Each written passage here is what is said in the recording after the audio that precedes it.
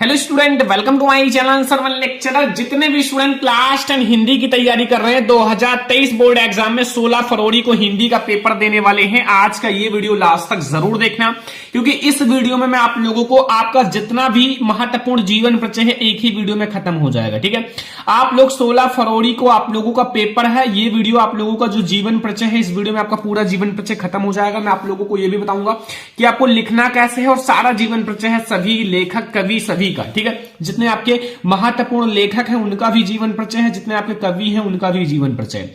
तो एक ही वीडियो में आपका ये जितने भी महत्वपूर्ण जीवन परिचय है वो सब खल्लास हो जाएगा। 16 फरवरी को अगर आप पेपर देने वाले हो यही 100% आएगा भी, क्योंकि ये सबसे ज्यादा इंपॉर्टेंट है। तो इससे पहले वीडियो को लाइक कर दो, शेयर कर दो अपने फ्रेंड्स के साथ, चैनल पर नहीं हो तो सब्सक्राइब भी कर लेना। ठीक है, सबसे पहले मैं आप लोगों को दिखा दूं, आपके बोर्ड एग्जाम में आएगा जीवन परिचय 5 मार्क्स का। ठीक है, और यहां देख लो जयशंकर प्रसाद जी का, राजेंद्र प्रसाद का और भगवत शरण उपाध्याय जी का। ठीक है, ये तीन आपका जीवन परिचय लेखक का है। ये हमारे लेखक का कवि लेखक का जीवन परिचय है। और आपके बोर्ड एग्जाम में कवि का जीवन परिचय आया है। देखो, कवि का जीवन परिचय है 4, एक है गोस्वामी तुलसीदास जी का, एक है महादेवी वर्मा, एक है सुमित्रा नंदन, एक है सुमित्रा कुमारी चौहान। ठीक है, तो आपको रचनाएं भी लिखना है और उनकी जो मतलब उनका जीवन परिचय भी लिखना है। तो मैं आप लोगों को 5 सबसे महत्वपूर्ण पहले जीवन परिचय बता देता हूं, फिर एक एक करके सभी का मैं आप लोगों को जीवन परिचय अच्छे से पढ़ा देता हूं बोर्ड एग्जाम की कॉपी में। ठीक है, तो सबसे पहले मैं आप लोगों को 5 ऐसे जीवन परिचय बताता हूं जो आपके बोर्ड एग्जाम के लिए सबसे ज्यादा इंपॉर्टेंट है। देखो, आपके बोर्ड एग्जाम के लिए 5 ऐसे जीवन परिचय हैं जो अगर आप पढ़ लिए तो आपका समझ लो 5 एंड प्लस 5 10 मार्क्स आपका बिल्कुल पक्का हो जाएगा। 10 मार्क्स आपका बिल्कुल क्लियर हो जाएगा, क्योंकि 10 नंबर का आपका जीवन परिचय आएगा। ठीक है, साथ में उनकी रचनाएं भी कंप्लीट कर लेना। देखो, जीवन परिचय का जो मेन पॉइंट होता है वो क्या होता है? मेन पॉइंट तो आप लोगों को पता ही होगा, उनका जन्म कब हुआ, कहां हुआ। ठीक है, एंड जैसे पिता का नाम भी पता हो तो अच्छा है। ठीक है, एंड साथ में जन्म स्थान भी यहां लिख देना। ठीक है, ये इनकी सबसे मेन पॉइंट होता है। और जो इनकी जैसे आप लोग यहां देखो, जन्म स्थान हुआ, ठीक है, पिता का नाम हुआ, रचनाएं हुआ, मृत्यु हुआ। ठीक है, थोड़ी शिक्षा के बारे में भी बता दो।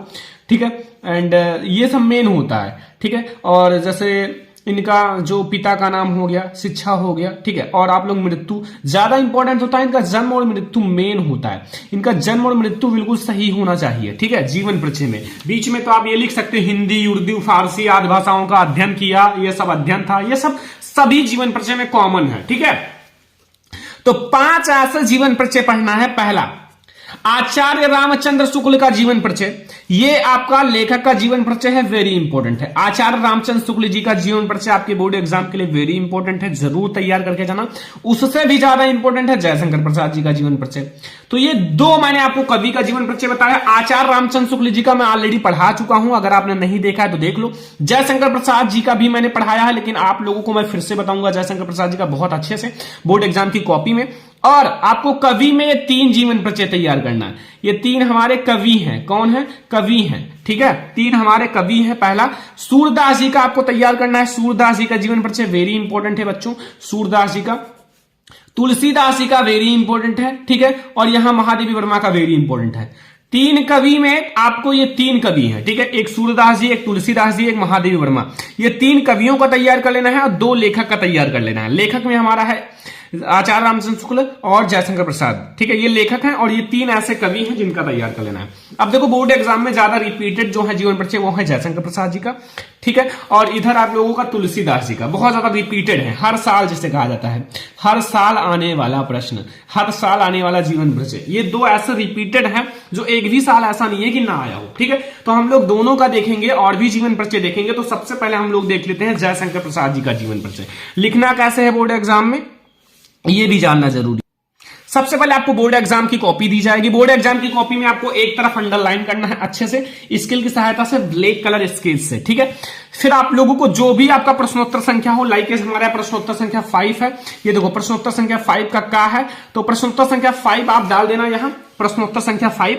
जब आप लोग प्रश्नोत्तर संख्या 5 डाल दोगे तो जो एग्जामिनर है आपकी कॉपी चेक करेगा ना, तो डायरेक्ट पेपर लेगा और पेपर में प्रश्नोत्तर संख्या प्रश्न 5 पर जाएगा और फिर देखेगा इनका जीवन परिचय, फट से आपको आंसर देगा, आपको सही आपको कर देगा। ठीक है, देखो प्रश्नोत्तर संख्या डालना बहुत ज्यादा जरूरी होता है। ठीक है, फिर आपको जिसका जीवन परिचय लिखना है वो डाल देना। जयशंकर प्रसाद जी का जीवन परिचय लिख रहे हैं तो जयशंकर प्रसाद जी डाल देना। ठीक है, तो जयशंकर प्रसाद डालने के बाद आप लोग हेडिंग डालना जीवन परिचय। और अब की बार बोर्ड एग्जाम में आपको फ्लो चार्ट भी बनाना है। फ्लो चार्ट का मतलब है इधर आपको छोटा सा फ्लो चार्ट बना लेना है, संक्षिप्त जीवन परिचय लिख लेना है। ठीक है, संक्षिप्त जीवन परिचय जब आप लिख लोगे ये फ्लो चार्ट बनाकर, तो फिर आपको एग्जामिनर बहुत अच्छा मार्क्स देगा। ठीक है, ये फ्लो चार्ट है। यहां आपका नाम रहेगा, जैसे जयशंकर प्रसाद जी, मैं जयशंकर प्रसाद जी का जीवन परिचय लिख रहा हूं। जन्म है 1889 ईस्वी। जन्म कब हुआ? 1889 ईस्वी में जयशंकर प्रसाद जी का। जन्म स्थान है काशी। जन्म स्थान कहां है? काशी। पिता का नाम है बाबू देवी प्रसाद और रचनाएं हैं चंद्रगुप्त, झरना और आपका स्कंदगुप्त कामायनी, ये सब इनकी रचनाएं। मृत्यु है 1937 ईस्वी। तो ये है संक्षिप्त जीवन परिचय फ्लो चार्ट। इसमें अगर आपका लेखक ध्यान से पढ़ लेगा तो इसी को चेक करके फुल मार्क्स दे देगा। मेन है जन्म कब हुआ, मृत्यु कब हुई, जन्म स्थान कहां है, पिता का नाम, माता का नाम, बस यही सब मेन है। रचनाएं इसी को पढ़ेगा एग्जामिनर, फुल मार्क्स देगा। ठीक है, अब आप लोगों को डिटेल में भी बगल में लिखना है क्योंकि ये मेन है। ठीक है, दोनों चीजें आपको लिखना होगा। एक तो आप फ्लो चार्ट बनाकर लिख सकते हो छोटा सा, फिर आपको डिटेल में बगल में लिखना होगा। ठीक है, ये है जीवन परिचय लिखने का सही तरीका जो मैं आपको बता रहा हूं सारा। तो सबसे पहले देखो, जयशंकर प्रसाद जी का जन्म सन 1889 ईस्वी में काशी के सुंघनी साहू परिवार में हुआ था। एक एक लाइन में मेन पॉइंट देखना। ठीक है, मेन पॉइंट का मतलब होता है हाईलाइट करने वाली चीजें। जैसे इनका जन्म कब हुआ? सन 1889 में। कब हुआ? सन 1889 में। अब यहां 1889 जो है वो बहुत मेन चीज है, सबसे मेन है, हाईलाइट उसको करना है। हाईलाइट का मतलब उसको ब्लैक से लिख देना ताकि एग्जामिनर का नजर उसी पर पड़े। फिर आपका नजर पड़ेगा, अगर आपने बिल्कुल सही लिखा है तो आपको फुल मार्क्स देगा एग्जामिनर, और अगर आपने सही नहीं लिखा है तो फिर आपको फुल मार्क्स नहीं देगा, ये भी जान लेना। ठीक है, तो आप सही लिखना, अगर सही ना याद हो तो विल्यू से ही लिख देना। ठीक है, और काशी के सुंघनी साहू परिवार में होता। इनके पिता का नाम बाबू देवी प्रसाद काशी के प्रतिष्ठित और धन्यष्ट व्यक्ति थे। इनके पिता का नाम क्या था? बाबू देवी प्रसाद। इसको भी मैंने ब्लैक से लिखा, देखो पिता का नाम आप ब्लैक से लिखना ताकि ये भी थोड़ा सा हाईलाइट रहे। ठीक है, तो ये पिता का नाम है बाबू देवी प्रसाद और इनका जन्म हुआ था 1889 ईस्वी में। याद कर लो, बार बार रट लो। ठीक है, भूलना मत। तो इनकी प्रारंभिक शिक्षा घर पर ही हुई। इनकी जो प्रारंभिक शिक्षा है, प्रारंभिक शिक्षा का मतलब जो शुरुआत की शिक्षा होती है वो घर पर ही हुई। ठीक है, तथा स्वाध्याय से ही इन्होंने अंग्रेजी, संस्कृत, उर्दू और फारसी का श्रेष्ठ ज्ञान प्राप्त किया। स्वाध्ययन से ही मतलब स्वयं से ही इन्होंने जो अंग्रेजी है, संस्कृत है, उर्दू है, फारसी है, इन सब का श्रेष्ठ ज्ञान प्राप्त किया। ठीक है, मतलब अच्छे से अध्ययन किया, इन सब का इनको बहुत अच्छा ज्ञान था। ठीक है, और साथ ही इन्हें वेद, पुराण, इतिहास, दर्शन आदि का भी गहन अध्ययन किया। साथ में ही इन्होंने वेद, पुराण, दर्शन इन सब का अध्ययन किया अच्छे से। मतलब देखो, वेद, पुराण, इतिहास, दर्शन इन सब का भी ये अच्छे से अध्ययन किए, स्वाध्ययन से ही। ठीक है, और माता पिता तथा बड़े भाई की मृत्यु हो जाने पर, जैसे इनके माता पिता, इनके बड़े भाई सभी की मृत्यु हो गई थी। ठीक है, एक एक करके सभी की मृत्यु हो जाने पर इन्होंने व्यवसाय और परिवार का उत्तरदायित्व संभाला ही था। इन्होंने पूरे परिवार का उत्तरदायित्व संभाला ही था कि युवा अवस्था के पूर्व भाभी और एक के बाद दूसरी पत्नी की मृत्यु। मतलब इन्होंने जैसे ही परिवार का उत्तरदायित्व संभाला, फिर एक के बाद जैसे मतलब दूसरी पत्नी और भाभी दोनों की मृत्यु हो गई। ठीक है, मृत्यु से विपत्तियों का पहाड़ टूट पड़ा। अब जब इनके बड़े भाई, माता पिता, इनके भाभी, इनकी पत्नी सभी की मृत्यु हो गई तो इनके ऊपर विपत्तियों का पहाड़ टूट पड़ा। ठीक है, अब इनके मतलब लाइफ में कुछ भी नहीं बचा था। तो फिर क्या हुआ? विपत्तियों का पहाड़ टूट पड़ा। इनका परिवार ऋण की बोझ से दब गया। देखो, इनका परिवार जो है वो ऋण की बोझ से दब गया। ऋण का बोझ मतलब ये ऋणी हो गए, कर्जदार जिसे कहते हैं। ठीक है, इनको विषम परिस्थितियों से संघर्ष करना पड़ा। इनको बहुत सारी विषम परिस्थितियों से संघर्ष करना पड़ा। बहुत ही संघर्षमयी जीवन था जयशंकर प्रसाद जी का। ठीक है, और बहुत ही कम उम्र में इन्होंने बहुत बड़ा मुकाम हासिल किया था। ठीक है, केवल 48 साल ये जीवित थे। ठीक है, देखो अभी आगे पता चलेगा। ये देखो आ ही गया। अंततः ये क्षय रोग से ग्रस्त हो गए। इनको भी क्षय रोग का से ग्रस्त हो गए। इनका जो है शरीर बिल्कुल दुर्बल हो गया था, कुछ भी नहीं रह गया था, दुर्बल हो गया था। ठीक है, इनको क्षय रोग हो गया था। और फिर 14 नवंबर सन 1937 में केवल 48 वर्ष की उम्र में ये संसार से विदा हो गए। फिर 14 नवंबर और 1937 में, कहीं कहीं आपका 1937 रहता है, लेकिन आपका जन्म कब हुआ 1889 में, कहीं कहीं 90 भी लिखा रहता है, और मृत्यु हुई 1937 में। तो मतलब उधर आप लोगों का 11 ईयर और इधर 37, यानी कि 47, एक 48 साल ये कुल जीवित थे। 48 साल में ही इन्होंने बहुत सारी नाटक, कहानी एंड बहुत सारी चीजों की रचना की। ठीक है, छायावाद युग के प्रवर्तक भी माने जाते हैं जयशंकर प्रसाद जी, तो बहुत बड़े मुकाम हासिल किए थे। लेकिन ये देखो बगल में आप लोग फ्लो चार्ट बना देना। ठीक है, फिर आप लोग देखो इनकी रचनाएं भी समझ लो, रचनाएं जरूर लिख कर आना, जो मैं आपको मेन रचनाएं बताता हूं। ठीक है, ये रचनाएं आपके ऑब्जेक्टिव में भी आ जाता है। देखो इनकी रचनाएं हैं चंद्रगुप्त, कामायनी, झरना, ध्रुव स्वामिनी, ठीक है, स्कंदगुप्त, आंसू, बहुत सारी इनकी रचनाएं हैं जो बहुत ज्यादा इंपॉर्टेंट है। ठीक है, आप लोग तैयार रखना। वैसे तो ये मैंने इंपॉर्टेंट बता ही दिया, चंद्रगुप्त, स्कंदगुप्त, कामायनी, झरना एंड ध्रुव स्वामिनी, ये सब बहुत ज्यादा इंपॉर्टेंट रचनाएं हैं। ठीक है, तो ये है जयशंकर प्रसाद जी का जीवन परिचय। ऐसे आपको लिख कर आना है बच्चों, एक भी नंबर नहीं कटेगा। ये है जयशंकर प्रसाद जी का। ठीक है, अब देखो जयशंकर प्रसाद जी का आपका कंप्लीट हो गया। अब खुद से एक जीवन परिचय कंप्लीट कर लेना, वो है आचार्य रामचंद्र शुक्ल जी का। ठीक है, एक ही आएगा बोर्ड एग्जाम में, और इसी दोनों में से दोनों हो सकता है आपको देखने को मिल जाए, लेकिन कोई एक ही लिखना है ना बोर्ड एग्जाम में।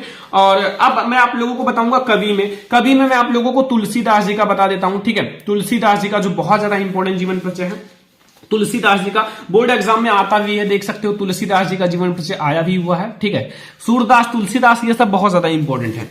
तो मैं आप लोगों को अब किसका तैयार करा दूं, आप लोगों का जो तुलसीदास जी का जीवन परिचय है। तो यहां देखो इसमें भी आप फ्लो चार्ट बना लेना, नाम लिख देना, ठीक है, पिता का नाम लिख देना, मृत्यु लिख देना, ठीक है, रचनाएं लिख देना, बस ये उनका फ्लो चार्ट हो जाएगा। ठीक है, बगल में बना लेना। वैसे ऐसे भी लिख सकते हो, कोई दिक्कत नहीं। ठीक है, ये ध्यान रखना, अगर ऐसे भी लिख दोगे एक नंबर एग्जामिनर नहीं काटेगा। ठीक है, ऐसे भी आप लिख सकते हो, जैसा मैं आपको बता रहा हूं। आपकी इच्छा हो तो फ्लो चार्ट बनाओ, वो तो मैं आपको बता रहा हूं कि एक निर्देश दिया था बस। ठीक है, एक तरफ आप लोग कवि में अंडरलाइन कर लेना। और ये हमारा है 6 का खा, कौन सा है, प्रश्नोत्तर संख्या हमारा 6 का खा है, नहीं आपका 6 नहीं 5 का ही खा है। ठीक है, ये देखो, हाँ चलो, आपका कोई भी प्रश्नोत्तर संख्या हो, 5 का खा, 6 का खा, कुछ भी हो, आपको जो प्रश्नोत्तर संख्या हो उसको डाल देना, फिर आप लिखना शुरू करना। जैसे हमारा है गोस्वामी तुलसीदास जी का जीवन परिचय, और गोस्वामी तुलसीदास जी का जीवन परिचय आप लोगों के बोर्ड एग्जाम में आता भी है कई बार। तो गोस्वामी तुलसीदास जी का जीवन परिचय कैसे लिखना है, देखो ध्यान से। सबसे पहले आप लोग जीवन परिचय हेडिंग डाल लेना अच्छे से। ठीक है, अंडरलाइन वगैरह अच्छे से कर लेना, अंडरलाइन बहुत ज्यादा इंपॉर्टेंट होता है, अंडरलाइन। ठीक है, फिर आप लोगों को क्या लिखना है कि गोस्वामी तुलसीदास जी का जन्म सन 1532 ईस्वी में संवत 1889 ईस्वी को बांदा जिले के राजापुर गांव में माना जाता है। ठीक है, मतलब एकदम निश्चित नहीं है, माना जाता है, क्योंकि ये कवियों का जो है ना मतभेद रहता है, बिल्कुल स्पष्ट नहीं होता है कवियों में।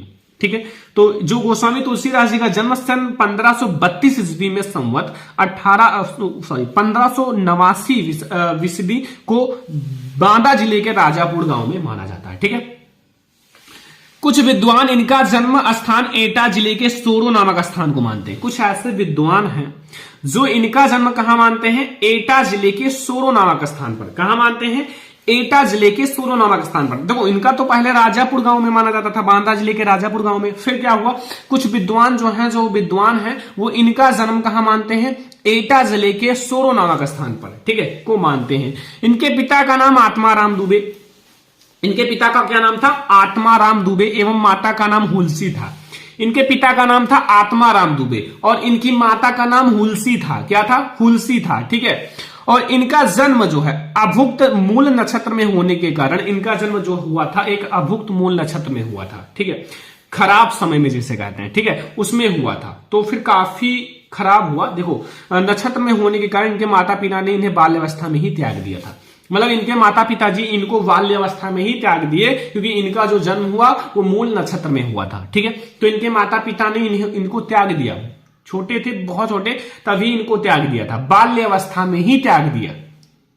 ठीक है, त्याग दिया था और इनको बचपन में ही अनेक कष्टों का सामना करना पड़ा। इनको बचपन में ही अनेक कष्टों का सामना करना पड़ा, बहुत सारे कष्ट आए, क्योंकि जब छोटे थे, बचपन में ही, बाल्यावस्था में ही इनके माता पिता ने इनको त्याग दिया, तो फिर इनको तो बचपन से ही बहुत सारी कठिनाइयों का सामना करना ही पड़ेगा। जिनके माता पिता साथ नहीं है तो वो बच्चा कैसे अच्छे से रहेगा। ठीक है, उनके पास तो कष्ट होंगे ही, तो फिर यही बात है। तो मतलब त्याग दिया, इनको बचपन में ही अनेक कष्टों का सामना करना पड़ा। इनका पालन पोषण प्रसिद्ध संत नरिहर दास ने किया। इनका जो पालन पोषण एक प्रसिद्ध संत है जिसका नाम है नरिहर दास ने किया, और ज्ञान एवं भक्ति की शिक्षा प्रदान किया, और ज्ञान एवं भक्ति की शिक्षा इनको प्रदान किया। ठीक है, भक्ति में लीन हुए। और तुलसीदास जी वेद, वेदांग, दर्शन, इतिहास, पुराण आदि में निपुण हो गए थे। ठीक है, आदि में निपुण हो गए। जो मतलब तुलसीदास जी वेद है, वेदांग है, दर्शन है, इतिहास है, पुराण है, इन सब की मतलब निपुण हो गए, इन सब का अध्ययन किया। ठीक है, धीरे धीरे अध्ययन किए और इन सब के बारे में देखे, जाने, सुने, तो फिर इनको भी ये सब अच्छे से आ गया। और इनका विवाह पंडित दीनबंधु पाठक की पुत्री रत्नावली से हुआ था। जो हमारे तुलसीदास जी हैं, इनका जो विवाह है वो रत्नावली से हुआ था, जो कि इनका जो है पंडित दीनदयाल बंधु की पाठक पुत्री है। किसकी पुत्री है? पंडित दीनदयाल बंधु की। ठीक है, तो इनके जो पत्नी का नाम था वो था रत्नावली से हुआ था। और इन्हें अपनी पत्नी से अत्यधिक प्रेम था। जो गोस्वामी तुलसीदास जी हैं, इनको अपनी पत्नी से अत्यधिक प्रेम था, लेकिन पत्नी के डांट के कारण तुलसीदास जी सांसारिक मोह माया से विरक्त कर दिया। पत्नी की डांट के कारण क्या किया कि मतलब ये जो सांसारिक मोह माया है ना, इसको छोड़ दिया। ठीक है, इन सब की जो मोह माया है वो तुलसीदास जी ने छोड़ दिया। ठीक है, तो फिर इसको छोड़ दिए और श्री राम भक्त भाव जागृत हो उठा, और उनके मन में श्री राम का भक्त भाव जागृत हो उठा। श्री राम के प्रति मतलब भक्त भाव जागृत हो उठा। श्री राम का गान करते थे, श्री राम के गाने, ये सब बहुत अच्छा, मतलब इन्होंने बहुत अच्छे अच्छे पंक्ति लिखे हैं, पद लिखे हैं। ठीक है, जो आप पढ़ोगे तो देखोगे, आपकी बुक में है। और 1574 ईस्वी में इन्होंने सर्वश्रेष्ठ महाकाव्य रामचरितमानस की रचना की। रामचरितमानस की रचना हमारे गोस्वामी तुलसीदास जी ने किया है। ठीक है, तो 1574 ईस्वी में इन्होंने सर्वश्रेष्ठ महाकाव्य, बहुत ही बड़ा महाकाव्य है, रामचरितमानस की रचना की है। ठीक है, और इनकी मृत्यु सन 1623 ईस्वी में। ठीक है, ईस्वी अगर है तो 1623 कहना, और अगर संवत कहना तो 1680 कहना। ठीक है, के लगभग हुआ। ठीक है, ये हो गया बच्चों इनका पूरा जीवन परिचय। इतना लिखना पड़ेगा, अगर कवि में लिख रहे हो तो इतना भैया लिखना पड़ेगा, और अगर आप लेखक में लिख रहे हो तो इतना जो मैंने आपको बताया है जयशंकर प्रसाद जी का, इतना लिखना पड़ेगा। राइटिंग मैन है, राइटिंग अच्छी होनी चाहिए, तो फिर आपको नंबर बढ़ के मिलेगा, 1 नंबर नहीं काटेगा एग्जामिनर। और हाँ, स्टेप सही होना चाहिए। जिस चीज को मैंने ब्लैक से लिखा उसको ब्लैक से लिखो, जो ब्लू से लिखा उसको ब्लू से लिखो, ताकि एक एक पॉइंट को एग्जामिनर समझ पाए। ठीक है, रचनाएं देख लो बच्चों, इनकी जो रचनाएं हैं वो है दोहावली, कवितावली, रामचरितमानस। क्या है? दोहावली, कवितावली, रामचरितमानस। ये है हमारे गोस्वामी तुलसीदास की बहुत ही इंपॉर्टेंट रचनाएं सारे। ठीक है, तो इसमें मैंने आपको 2 ऐसे जीवन परिचय बताया जो बोर्ड एग्जाम में हर साल आते भी हैं, आप लोगों को दिखा दिया। और अब आप लोगों को किसी और जीवन परिचय में दिक्कत है, फटाफट से नीचे कमेंट कर दो। और वैसे आप 1-2 जीवन परिचय और कंप्लीट कर लो। एक जीवन परिचय में और कोई सा बता दूंगा, वो आप लोग कमेंट कर देना कौन सा बताऊं। ठीक है, ये आप लोग कमेंट कर देना। आज के इस वीडियो में मैंने आपको वो जीवन परिचय बताया है जो आपके बोर्ड एग्जाम के लिए वेरी इंपॉर्टेंट है। 16 फरवरी को भैया पेपर देने वाले हो, तो बस यही जीवन परिचय कंप्लीट कर लेना जो आज की इस वीडियो में मैंने आपको बताया है। ठीक है, आज की इस वीडियो को सारे बच्चे लाइक कर दो, और अगर और भी टॉपिक पर वीडियो चाहिए तो कमेंट कर दो। ठीक है, और शेयर जरूर करना पड़े फ्रेंड्स के साथ। ठीक है, चैनल पर नया तो सब्सक्राइब कर लेना, ताकि हम आप लोगों के लिए ऐसी और बहुत सारी वीडियोज लाएं तो आप लोग सबसे पहले देख सको। तो चलो हम लोग मिलेंगे ऐसे ही किसी और नेक्स्ट इंपॉर्टेंट वीडियो में, लेकिन आप लोग इस वीडियो को लाइक, शेयर एंड सब्सक्राइब जरूर कर देना। ठीक है, ये हमारा दोनों जीवन परिचय है, पहला आप लोग देख लो, और ये हमारा है जयशंकर प्रसाद जी का जीवन परिचय। ठीक है, तो चलो हम लोग मिलते हैं नेक्स्ट इंपॉर्टेंट वीडियो में, तब तक के लिए धन्यवाद।